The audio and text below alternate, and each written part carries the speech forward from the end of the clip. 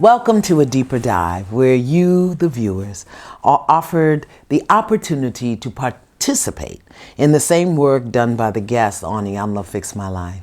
It's also my intention that by giving you some behind-the-scenes insights, you'll have a better understanding of the work done in the healing process. This week was episode 2 of the House of Healing for Men, where we are doing the work required to heal a black man's heart. This was an intense and healing-charged episode, so let's dive right in. This week's episode was about the I in our CIA, integrity.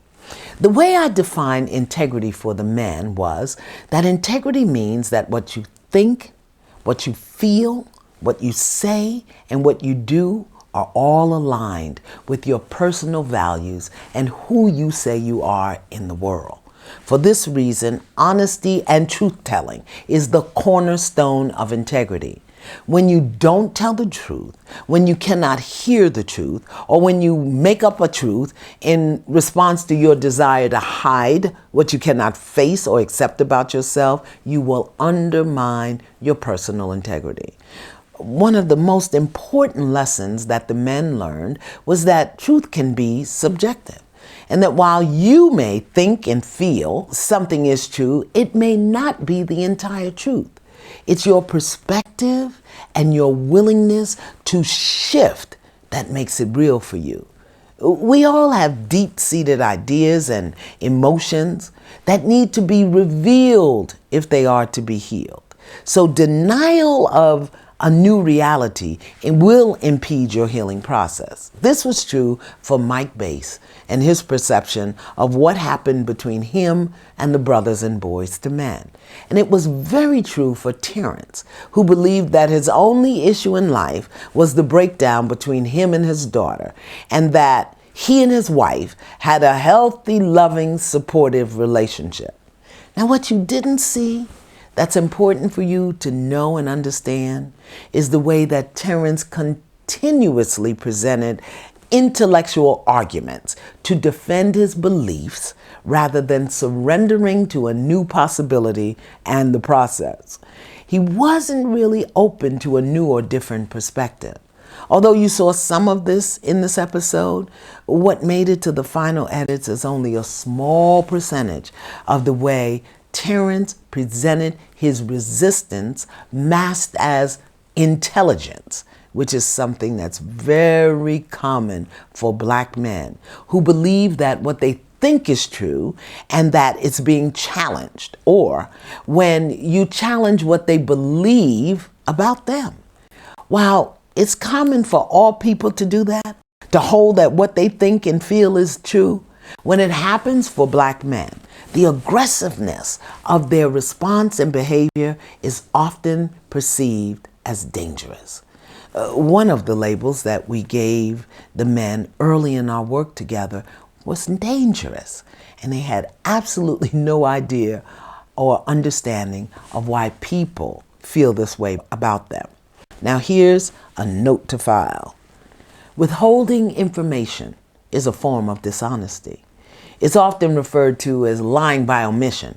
A lie by omission is usually confirmation that the person understands the danger or gravity of their behavior, but they are not willing to confront it head on because he's afraid of being judged or he's not ready to change. Lying by omission will ultimately lead a man to make others wrong rather than taking ownership and responsibility for his actions and behaviors. This is what we saw with Mike Bass. Now here's another note to file. Healing requires a commitment to yourself first and foremost. Engaging in the healing process under the pretense that you're serving someone else, doing it for a loved one or your child, means that the healing is not going to be sustainable. Ultimately, you have to make a commitment to get better for you. This is what Mike Bass did that Terrence didn't. This is why Mike Bass was open to another perspective where Terrence wasn't. As long as you are doing a healing work for someone else, you will remain unwilling to look at and unable to see what you do and why you do it, because you'll be preoccupied with doing the healing for someone else. Early in this episode, we saw how Clarence was holding himself hostage to who he once was. That way of thinking kept him trapped in guilt and shame of his past mistakes, making him feel unworthy and undeserving of good and joy and love. Again, this is very common among black men, and it is this thinking that leads them into behaviors that sabotage any goodness that comes their way. As with Clarence, the only way for a black man to neutralize these thoughts of shame and guilt and unworthiness is through compassionate self-forgiveness. We all have things that we don't want other people to know about us. That's exactly why I asked the question, what is it that you don't want me to know? It was intended to be a liberating experience. Because when a person can speak to the most shame-filled moments of their lives, they take the power, the emotional power, away from the experience, which can lead to a cycle of self-punishment. Clarence talked about his reckless and self-destructive behavior. This is in many ways a passive form of suicide, meaning I'm not going to take my life, but I will do things that put my life in jeopardy. Another common experience for black men. Often this grows from a sense of uselessness and worthlessness.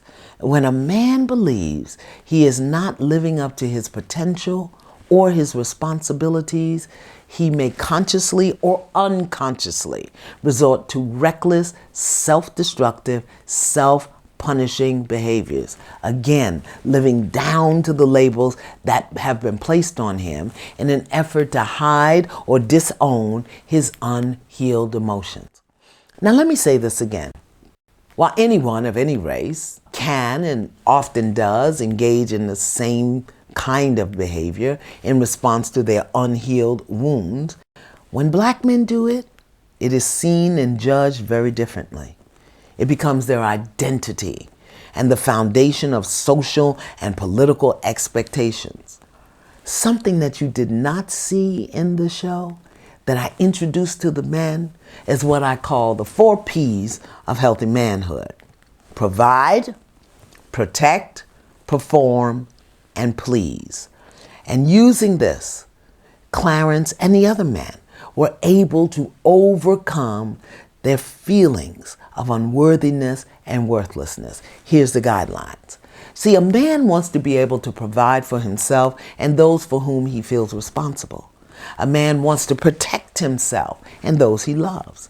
A man wants to perform. That means use his talents and gifts and abilities to make his life and someone else's life better. This is why I sent the men out to do community service, so that even in the midst of their own breakdown and healing, they would know that they could still make a valuable contribution to others. And finally, a man wants to please. He wants to be acknowledged and appreciated for what he does. Here's an important note. Kevin McCall, who was admittedly verbally abusive and physically aggressive, given the label of dangerous by those very close to him. Also, no sign language. One of the most sensitive and intimate forms of communication. Who knew? But for Kevin, using his hands to communicate was viewed as a weakness. Go figure. Also in this episode, you saw the men wearing labels that I call kryptonite to a man's ego. These are the things that men feel or things they are called that absolutely destroy their sense of power, worth, and value. The labels and feelings of being foolish, insensitive, irresponsible, and the big one, weak, are poison in a black man's soul. If he feels this or is called this, he will rebel aggressively or crumble and default to the kinds of reckless, self-destructive behaviors we talked about earlier. Then we have the real kryptonite of being seen as or called worthless, useless, and dishonest. According to the men, this is what leads them to isolate or make excuses for their behavior, or become emotionally and physically aggressive, or emotionally or physically absent. Many black men believe that it's safer to be aggressive than it is to expose your weaknesses or ask for help. They also believe that it is simply unacceptable and unforgivable to allow yourself to be supported in doing something that you don't know how to do. Pressures from the outside sources, expectations of others, and the general perceptions of black men make it easier for these men to deny their needs and interests than to admit what they feel, what they don't know, and to ask for help. Denying the kryptonite that they feel not only breaks their heart, it also erodes their personal integrity, leading them into behaviors that they only have to explain away later on.